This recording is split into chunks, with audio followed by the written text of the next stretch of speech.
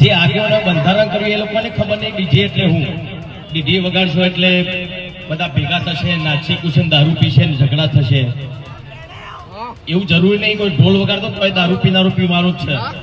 તો જ્ઞાનીબેન એવું કહેતા હતા કે ભાઈ મેં બંધારણ નહીં ઘડ્યું પણ બોલ્યા તો તમે ને પેલા આગળ તો તમે આવ્યા હતા ને તમે બોલ્યા હતા ને. ડીજેના જે કલાકારો હતા બનાસકાંઠામાં બિચારા ઘેર બેસી ગયા.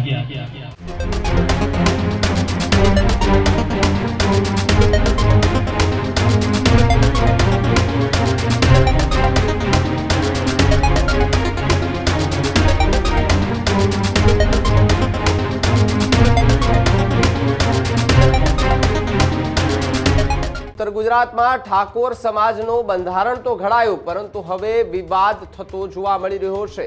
48 કલાકમાં 2 વ્યક્તિઓએ બંધારણનો ઉલ્લેખ કર્યો હોવાની વાત સામે આવી રહી છે, જ્યાં બંધારણનું ઉલ્લંઘન થતા આગેવાનોના મોટા નિર્ણયો જોવા મળી રહ્યા છે. બંધારણના ઉલ્લંઘનની ચર્ચાઓ વચ્ચે વિક્રમ ઠાકોર અત્યારે મેદાને જોવા મળી રહ્યા છે. ડીજે વાળાના સમર્થનમાં વિક્રમ ઠાકોર આવ્યા હોવાની વાત સામે આવી છે. ગેનીબેન અને બંધારણ બનાવનારા આગેવાનો ઉપર બરાબરના વિક્રમ ઠાકોર બગડ્યા છે અને કહ્યું છે કે ગેનીબેન કહે છે કે મેં એકલે બંધારણ નથી બનાવ્યું, પણ શરૂઆત તો તમે કરી હતી ને બંધારણની, તમે વાત કરી રહ્યા હતા બંધારણની. એ પ્રકારની વાત વિક્રમ ઠાકોર કરતા દેખાયા છે. આ બંધારણના કારણે આજે ડીજે સંચાલકો અને અમારા જે કલાકારો છે એ બધા ઘરે બેસી ગયા છે તેવો દાવો વિક્રમ ઠાકોરે કર્યો.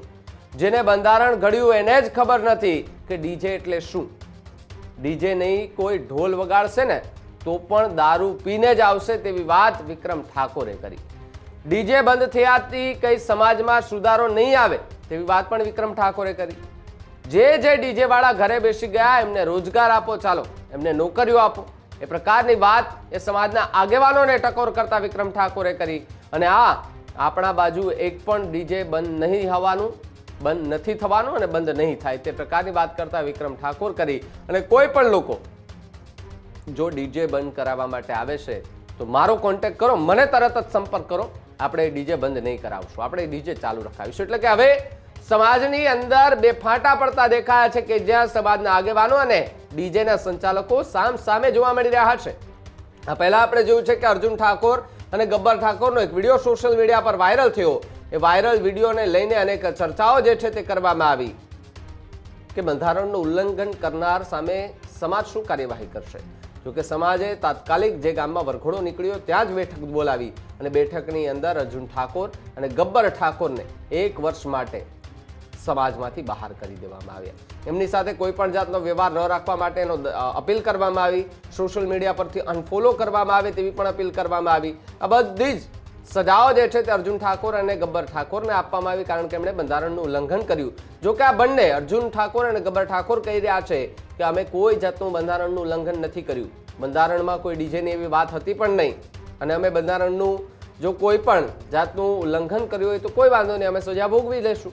પરંતુ ખોટી રીતે એમને હેરાન કરવામાં આવે છે એ પ્રકારની વાત કરતા ગબ્બર ઠાકોર અને અર્જુન ઠાકોર દેખાઈ રહ્યા છે. ત્યારે સમાજના આગેવાનોને એ હવે વિક્રમ ઠાકોરની ચેલેન્જ કહી શકીએ, સવાલ કહી શકીએ, એનો જવાબ એ આગેવાનો આપશે કે કેમ આવનાર સમયમાં ખબર પડશે. પરંતુ એક કાર્યક્રમની અંદર કે લગ્ન પ્રસંગ હશે ત્યાં ડીજેનું માઇક લઈ અને વિક્રમ ઠાકોર એ શું કહ્યું આ સમાજના બંધારણને લઈને, ગેનીબેનને લઈને, આગેવાનોને લઈને સાંભળીએ. પહેલા એમને ગબ્બર ઠાકોરને નાક બાર મૂકી દીધા છે, એમને કંઈક ડીજે કર્યું હતું એમાં.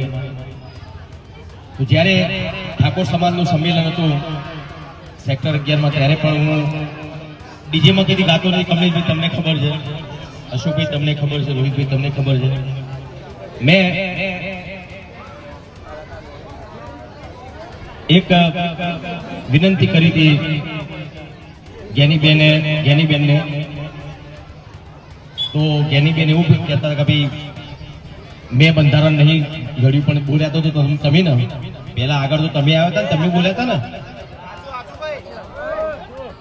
તો બધા બનાસકાંઠાના ઠાકોર સમાજના જે આગેવાનોએ બધું બંધારણ કર્યું છે, બરાબર છે, બંધારણ કર્યું. ઘણા બધા એવા ઠાકોર સમાજમાં ઘણા બધા એવા કુરિવાજો હતા, જે બહુ સારું કામ કર્યું છે ઠાકોર સમાજના બધા આગેવાનોએ, પણ એના લીધે ડીજેના જે કલાકારો હતા બનાસકાંઠામાં બિચારા ઘેર બેસી ગયા, અને જે આગેવાનો બંધારણ કર્યું એ લોકોને ખબર નહીં ડીજે એટલે હું ખબર છે કમલેશભાઈ? એવું કહેતા હતા કે ડીજે વગાડશો એટલે બધા ભેગા થશે, નાચી કુશે, દારૂ પીશે ને ઝઘડા થશે. એવું જરૂરી નહીં કોઈ ઢોલ વગાડતો તો દારૂ પીનારો પીવાનો જ છે, ઝઘડા કરનારો ઝઘડો કરવાનો જ છે. તો ડીજે બંધ થવાથી સમાજમાં સુધારો આવશે એ વસ્તુ ખોટી છે. જે ડીજે બંધ થયા છે ને રીતે ઘણા બધા કલાકારોના બિચારા એ લોકોનો રોજગાર બંધ થઈ ગયો છે, એ લોકોને ખબર નહીં પડતી. તમે એ બધા મોટા માણસો છે, મોટા માણસો એટલે ડીજેની એમને ખબર નહીં પડતી. લોકો વીગો ગેવી રાખીને ડીજે લાયા હતા, એ લોકો ઘેર બેસી રહ્યા બિચારા. એક ડીજેમાં 15 કલાકારો કામ કરતા હોય, એવા બનાસકાંઠામાં કેટલા ડીજે છે? તો એક ડીજેમાં 15 કલાકારો કામ કરતા હોય તો કેટલા કલાકારો બીજા ત્યાં બે ઘર એમને કમાણી બધી બંધ થઈ ગઈ એમની. તો ચલો કઈ વાંધો નહીં, તમે ડીજે બંધ કરાવી દો, પણ જેના લોકોના ડીજે બંધ થયા છે એ લોકો ઘેર બેસી રહ્યા છે, એમને રોજગાર આપો, તમે ચલો આપો, નોકરી આપો, કઈ ધંધો તમે આપો ને. એમને તો એમના સિવાય કલાકારો બિચારા એક ગાવા વગાડવા સિવાય બીજું કોઈ કરી શકવાના નથી.